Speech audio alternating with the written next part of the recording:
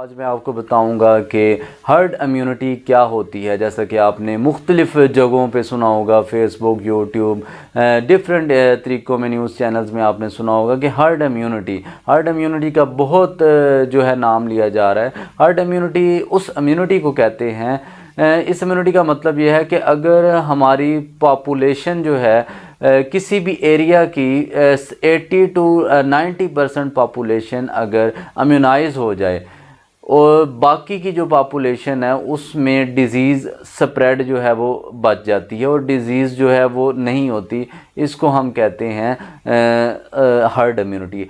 Herd immunity जो है, अब इसमें इम्यूनाइजेशन कैसे होती है, 80% लोगों में कैसे इम्यूनाइजेशन होगी, इसके दो तरीके होते हैं। एक तो नेचुरल तरीका होता है और एक वैक्सीनेशन के ज़रिए होता है। नेचुरल तरीका ये होता है कि लोग जो हैं वो किसी के साथ लोगों का कांटेक्ट हो, डिज़ीज़ को स्प्रेड होने दिया जाए और लोगों में नेचुरल तौर पे वो बीमारी आए और बीमारी अपना प्रोसेस कंप्लीट करे और वो बंदा बीमारी से जब बाहर निकले तो उसके अंदर वो अलामात जो हैं वो ख़त्म हो जाएंगी बीमारी की, लेकिन उसकी बॉडी जो है वो बीमारी के ख़िलाफ़ क़ुव्वत मुदाफ़त पैदा करेगी। तो जब वो क़ुव्वत मुदाफ़त पैदा करती है तो उसमें कुछ एंटीबॉडीज़ पैदा होती हैं। एंटीबॉडीज़ होती हैं जो हमारी बॉडी के अंदर एक मुदाफ़ती निज़ाम के अंदर ये प्रोटीन्स होती हैं। ये कोई भी बीमारी होती है उसके ख़िलाफ़ जो है ये स्पेसिफ़िक बीमारी के अंदर पैदा होती हैं। यानी अगर कोरोना वायरस है तो उस वायरस के अगेंस्ट हमारी बॉडी में वो एंटीबॉडीज़ पैदा हो जाएंगी। इसके अलावा फ्लू है, इन्फ्लुएंजा है, उसके अगेंस्ट जो है एंटीबायोटिक पैदा होती हैं। तो एंटीबॉडीज़ जो हैं ये हर एंटीजन के अगेंस्ट में पैदा होती हैं।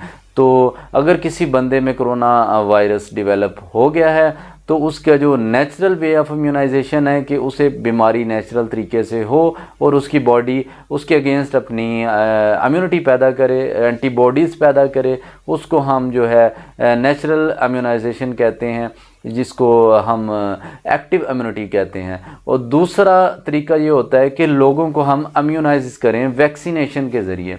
अब वैक्सीनेशन कोरोना वायरस की अभी तक डेवलप नहीं हुई है और वैक्सीनेशन जो होती है उसमें हम ये करते हैं कि कोई भी इसमें एक्टिव वैक्सीनेशन है, टॉक्साइड्स कुछ देते हैं, डिफरेंट टाइप्स ऑफ वैक्सीनेशंस होती हैं।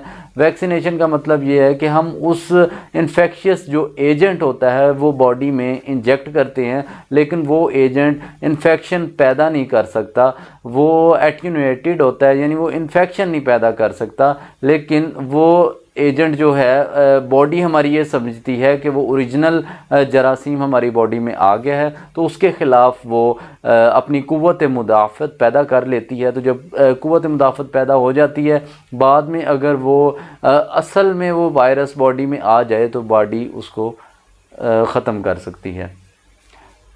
तो ये सारा कुछ था इम्यूनिटी के बारे में कि हर्ड इम्यूनिटी जो है वो कैसे डेवलप होती है। इसके दो मेथड्स हैं, एक नेचुरल और दूसरी इम्यूनाइजेशन वैक्सीनेशन के ज़रिए।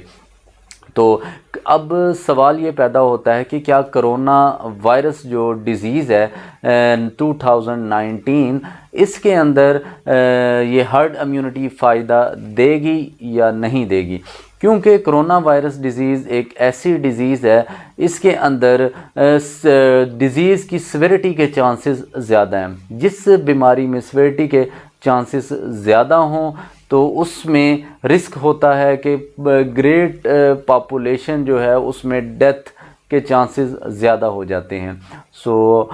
इसलिए बेहतर तरीका यही होता है कि हर्ड इम्यूनिटी जो है उसको आप इम्यूनाइजेशन जो उसकी है वो वैक्सीनेशन के ज़रिए करें, ना कि उसको नेचुरल तरीके से फैलने दें। अगर नेचुरल तरीके से वो बीमारी फैलेगी तो उसका जो है बहुत ज़्यादा हमें नुकसान उठाना पड़ सकता है। इसलिए अपने आप को बचा के रखें, उस वक्त तक बचाएं जब तक आपको कोई वैक्सीनेशन जो है वो डेवलप नहीं हो जाती, या फिर जैसे ही ये नेचुरल तौर पे बीमारी फैल रही है तो इसको फैलने देना चाहिए, लेकिन इसको एक हद तक फैलने देना चाहिए, क्योंकि जब ये ज़्यादा फैलेगी हॉस्पिटल पे लोड बढ़ेगा और हॉस्पिटल्स पे जब लोड बढ़ेगा तो जो सीरियस पेशेंट होंगे उनको जो है ट्रीट करना मुश्किल हो जाएगा, तो हमारी डेथ रेशो जो है वो बढ़ जाएगी। इसलिए अपने आप को कंट्रोल करें, अपने आप को क्वारंटीन करें ताकि आप कोरोना वायरस डिज़ीज़ की जो सिवियरिटी है उससे बच सकें। So thanks for watching my video. अल्लाह हाफिज़।